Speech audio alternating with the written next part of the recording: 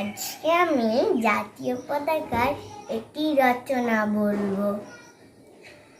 জাতীয় পতাকা প্রত্যেকটি স্বাধীন দেশে নিজস্ব একটি জাতীয় পতাকা আছে। আমাদের দেশ ভারতবর্ষেও নিজস্ব একটি জাতীয় পতাকা আছে। 1947 সালের 15ই আগস্ট আমাদের দেশ স্বাধীনতা লাভ করে।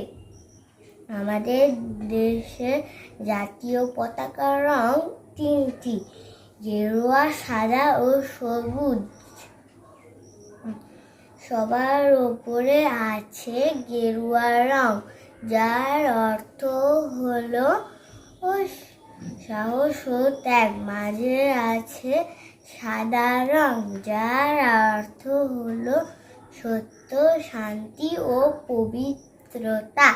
নিচে সবুজ রং, বীরত্ব ও সজীবতার প্রতীক। পতাকার মাঝখানে আছে 24টি দণ্ডযুক্ত নীল রঙের অশোক চক্র, যা ন্যায় ও প্রগতির প্রতীক। এই দেশ ও জাতির ঐক্যের ও বাহক।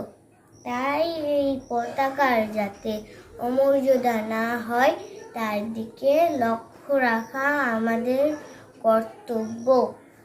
স্বাধীনতা দিবস, প্রজাতন্ত্র দিবস, নেতাজির জন্মদিন প্রভৃতি বিশেষ দিনগুলিতে আমরা জাতীয় পতাকা উত্তোলন করে থাকি।